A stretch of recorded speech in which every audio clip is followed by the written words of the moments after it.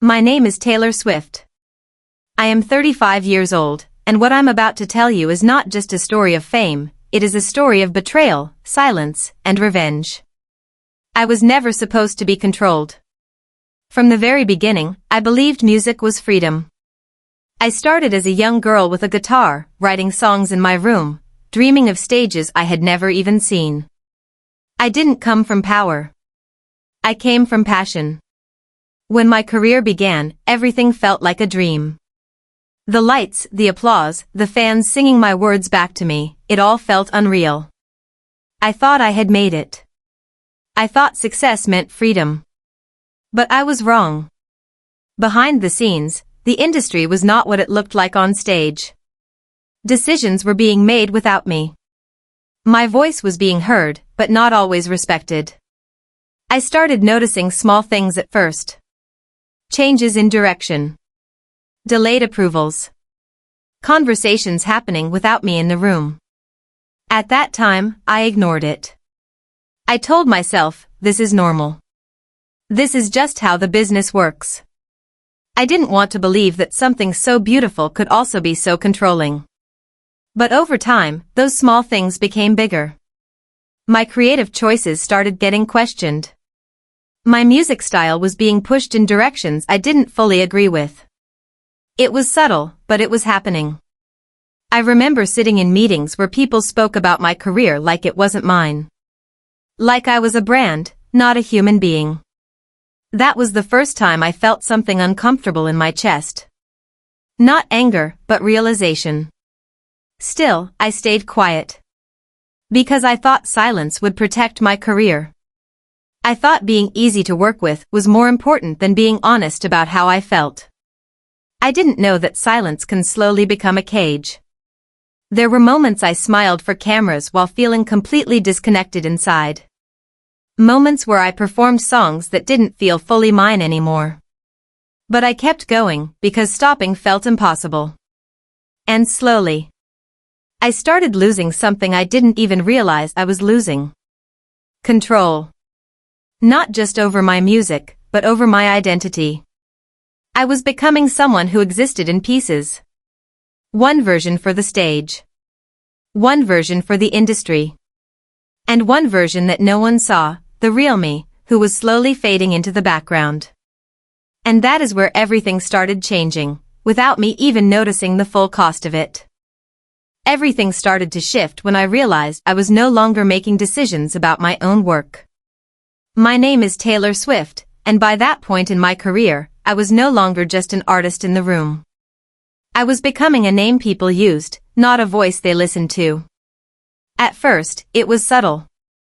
A song idea I loved would be adjusted by others. A concept I created would be refined until it no longer felt like mine. They would smile and say it was for my own good. That was the word they always used. Better. But I started to notice something painful. Every better version was a little less of me. Meetings became more uncomfortable. I would sit at long tables surrounded by people talking about my future like it was a business model, not a human journey. My opinions were heard, but not truly valued. They would nod, and then do what they already planned. That's when I began to feel the distance between who I was, and who they wanted me to be. My music started to feel controlled. Even my silence was interpreted as agreement. I wasn't fighting yet, but I was starting to feel trapped inside a system I didn't fully understand when I first entered it. There were nights I would go back home and sit alone, replaying conversations in my head. I would ask myself, did I agree to this? Or did I just stop saying no? And slowly, the answer became clearer. I had stopped saying no. Not because I didn't care, but because I was exhausted. Exhausted from explaining myself. Exhausted from pushing back. Exhausted from trying to protect something that already felt like it was slipping away.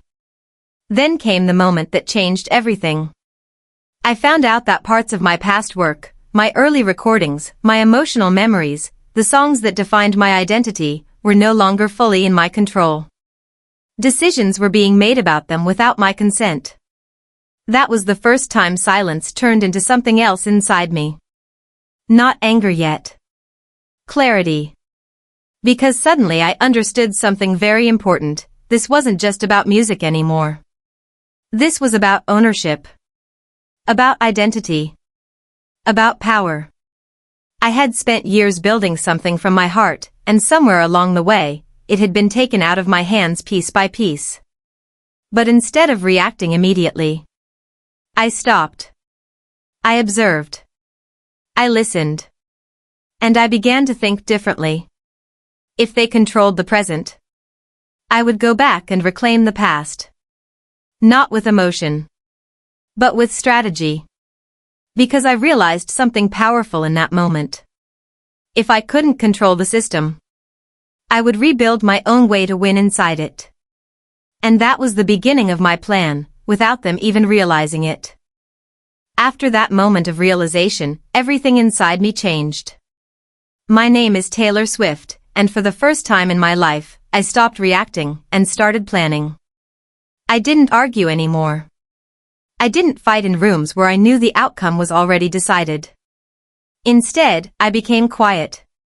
Too quiet for them to notice what was coming next. Because I understood something very clearly now, power doesn't always shout. Sometimes, it rebuilds in silence.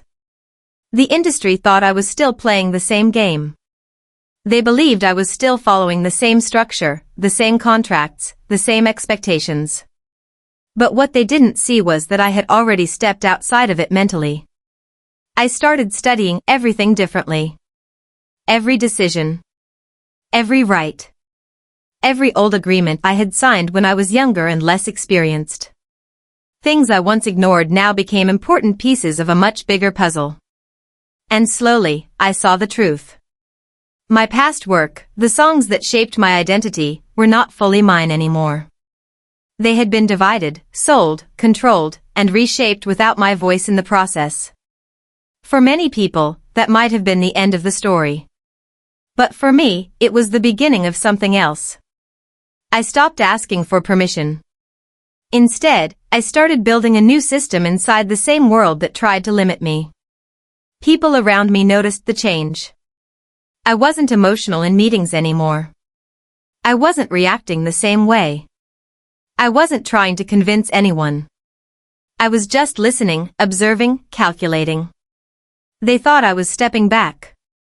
But I was actually stepping deeper into control. Every conversation I had became data. Every decision they made became information. Every restriction they placed on me became motivation.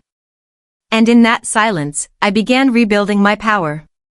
I started planning something they would never expect, not a public fight, not a breakdown, not a scandal, but a complete reclaiming of my identity through strategy. I realized I didn't need to destroy the system. I just needed to outgrow it. And that's when I made the decision that changed everything. I would go back and recreate what was taken from me, but this time, on my terms. No shortcuts.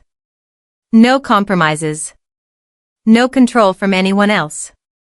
Only me. By the time I reached this stage, everything around me looked the same, but I was no longer the same person.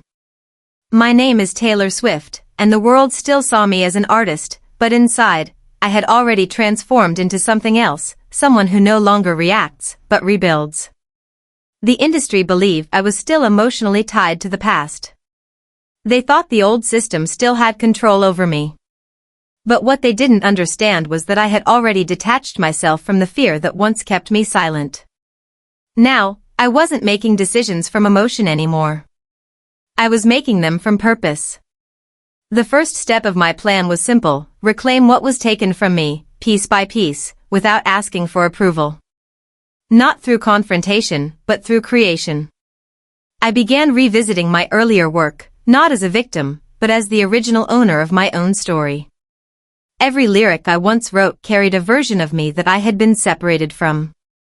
Now I was reconnecting with that version, but with full awareness of everything I had learned since then. This wasn't nostalgia. This was strategy. People outside didn't see what was really happening. To them, it looked like I was just revisiting old eras, refreshing my sound, or celebrating my past. But behind that surface, something much deeper was unfolding.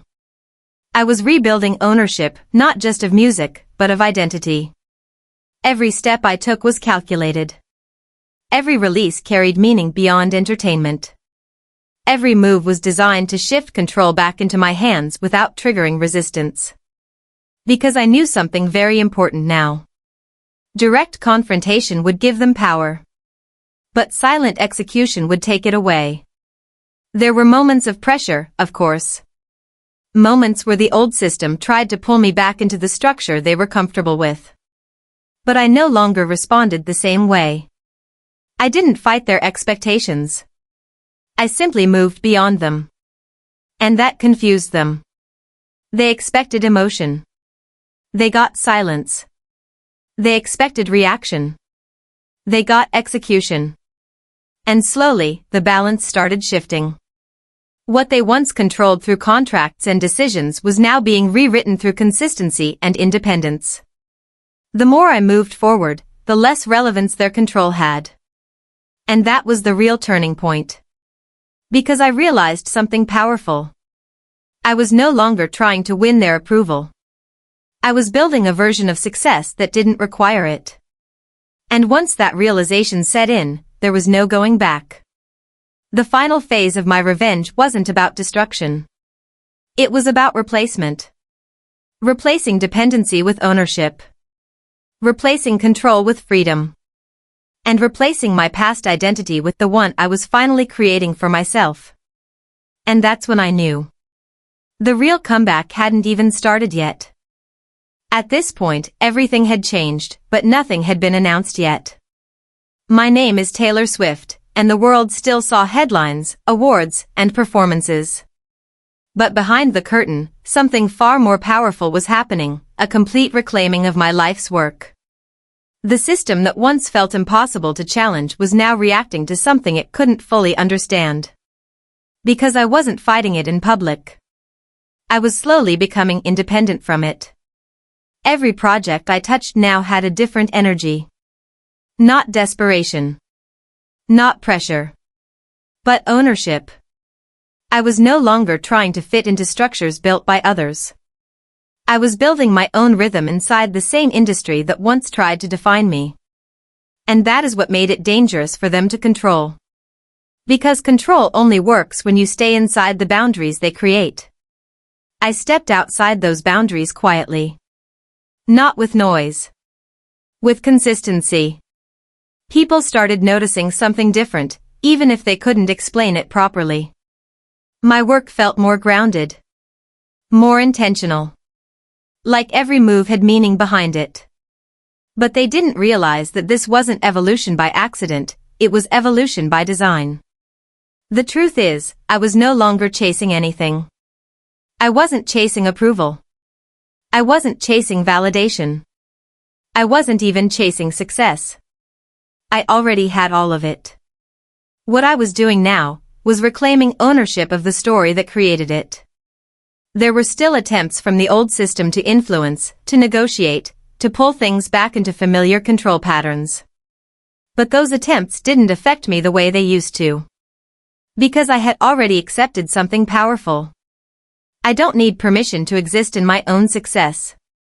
And once that mindset locked in, everything else started falling into place naturally. The biggest shift wasn't visible to the public. It was internal.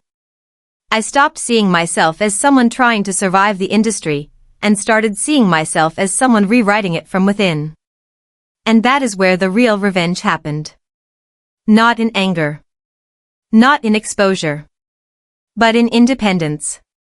Because the people who once controlled my decisions eventually realized something too late.